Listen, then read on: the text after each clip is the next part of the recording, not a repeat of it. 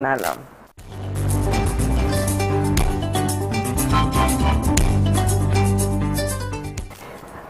Qui a d'abord Madagascar, les militaires prennent le pouvoir après la destitution du président par l'Assemblée nationale. Effectivement, Dieynaba, l'Assemblée nationale malgache a voté la destitution du président Andry Rajoelina à une large majorité.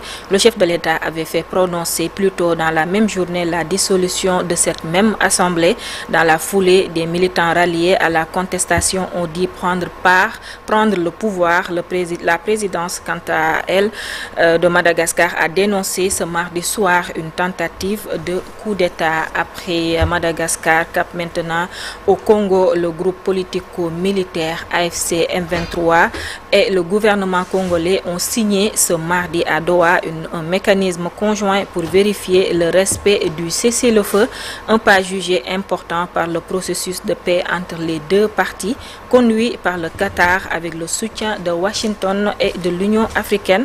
En théorie, ce mécanisme doit permettre de faire taire les armes et d'ouvrir la voie à des discussions sur les causes profondes du conflit dans l'est de la République démocratique du Congo. Maintenant, passons à l'actualité.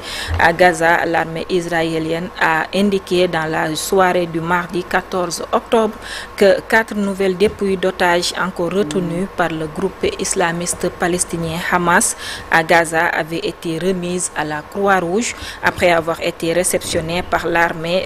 Les cercueils sont entrés en Israël il y a peu de temps et sont en route vers l'Institut national de médecine légale pour des procédures d'identification, ainsi un communiqué militaire publié mercredi peu après minuit.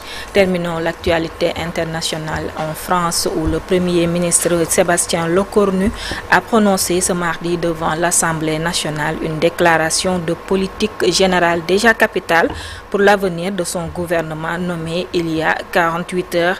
Le Premier ministre est menacé par plusieurs partis d'opposition. Le Premier ministre Sébastien Lecornu a annoncé la suspension de la réforme des retraites jusqu'à l'élection présidentielle de 2027 qui portera sur la mesure d'âge et la durée de cotisation. C'était tout pour l'actualité internationale de ce jour. Dieynaba. On te retrouve donc tout à l'heure également pour la version wolof qui a di la gërëm bu baax a baax ci ni nga ñu jukkile xibaar yi biti réew yi di gërëm également suñu mbokku téléspectateurs et internautes yu ñuy seetaan un peu partout au Sénégal et dans le monde. Ce n'est pas pour rien que Infos Matin nekk la première matinale du Sénégal di leen gërëm ci seen fidélité léegi nag mbokk yu ñëw ak yéen ci li yéene kay xëy tey ñu ànd ci ak Cheikh Diop.